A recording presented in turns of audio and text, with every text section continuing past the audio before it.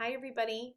It's Miss Patty, and I'm going to watch CNN 10 with you today, Wednesday, May 13th, 2020. Here we go.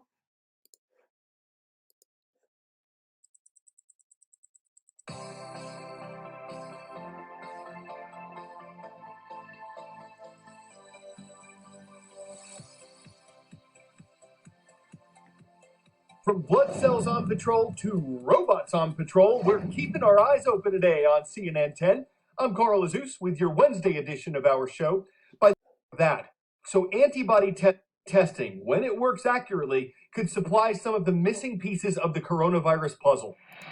All right, so let's see what the first thing is Carl's going to talk about today is antibody testing. This should be an interesting one. One of the ways our immune system protects us from viruses is through antibodies. Antibodies are proteins in our blood that attach themselves to parts of viruses. That limits the infection and also alerts white blood cells to come in, attack, and eliminate the virus. So in many cases, if the body encounters the same virus again, the immune system has leftover antibodies that are taught and remember the previous infection. These cells can either fight off the deadly virus directly, or they can produce more antibodies to help prevent the infection. Researchers aren't entirely sure why this process works so well for some viruses, but not others. Our immune system seems to remember some viruses better than others.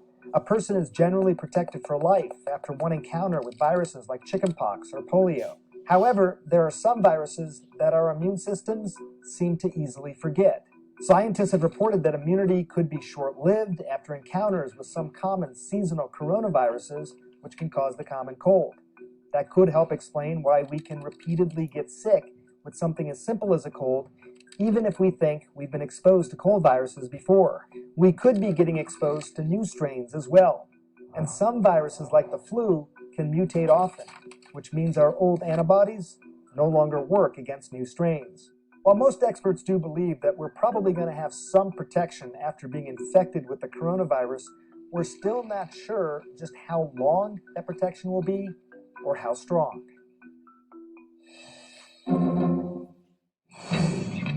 10-second trivia. Where would you find the oldest underground railway in the world? London, United Kingdom, Moscow, Russia, New York, or Budapest, Hungary?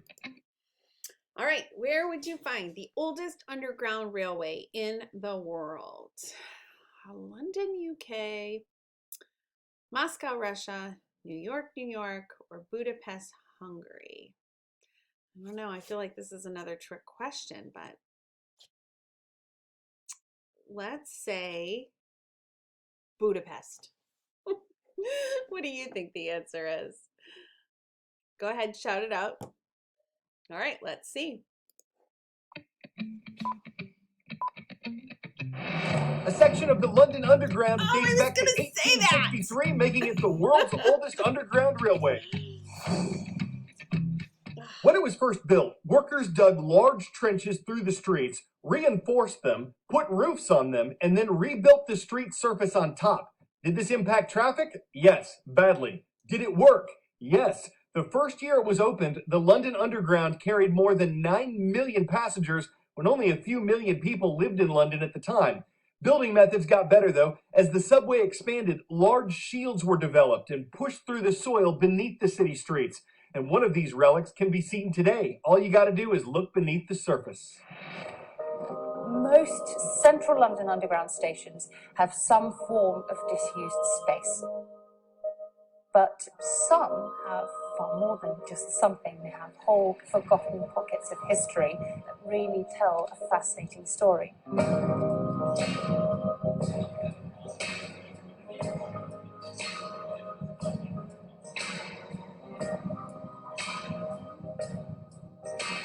Five million passengers a day. Wow. We're actually kind of commuting in a living museum. It feels very much like you're stepping from our normal day-to-day lives into something completely unusual.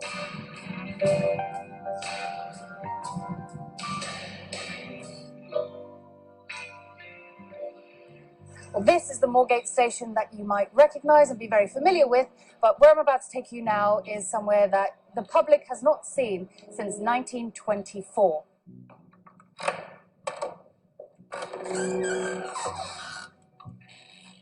Moorgate was actually the first station that was extended on the first underground railway in the world, which was the Metropolitan Railway, which opened in 1863. And so Moorgate is one of the oldest underground stations in London. This station is quite extraordinary in the way it's evolved over 150 years since it opened. What we're looking at here is a passageway built and opened in 1900 when the City and South London Railway extended from King William Street to Moorgate. You can see there are some original features all around us, in particular the white and black tiles, which are beautiful glass tiles.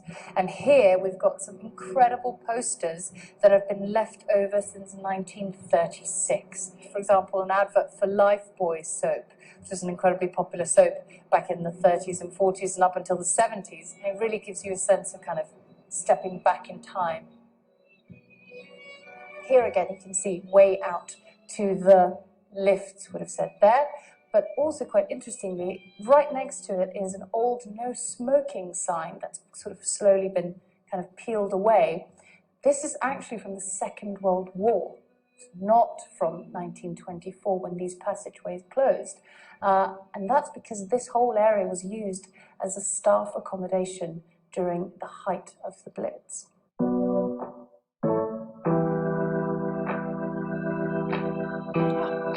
Wow. It definitely feels like, you're somewhere you kind of shouldn't be when you come through here.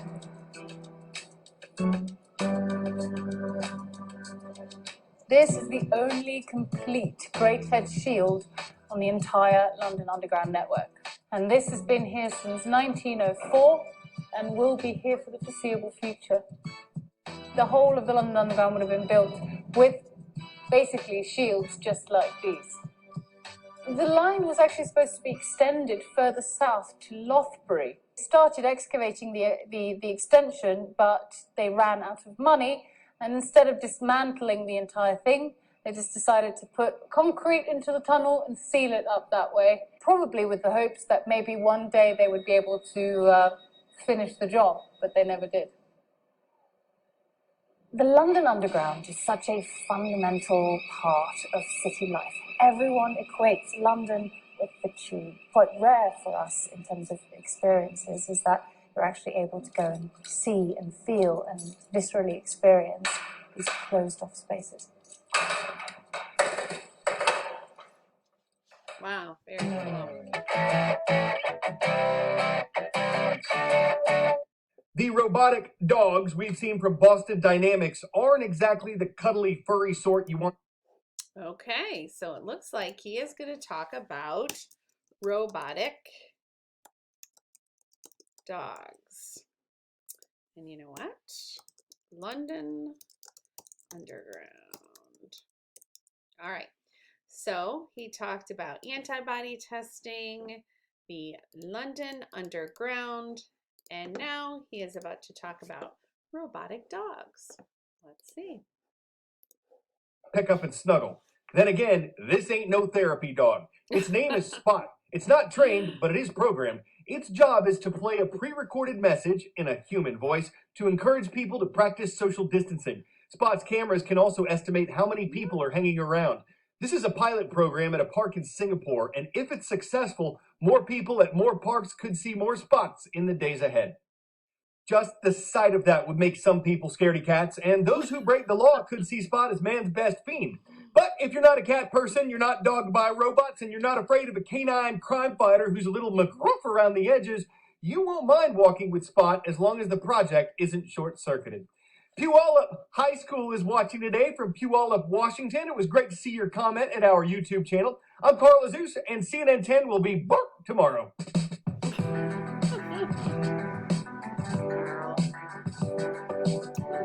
Athens, Greece. Nice.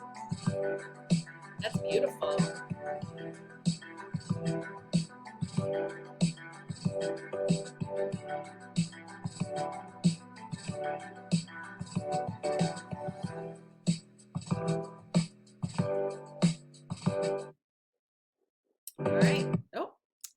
internet's kind of wonky today. Sorry about all the jumping. All that jumping around.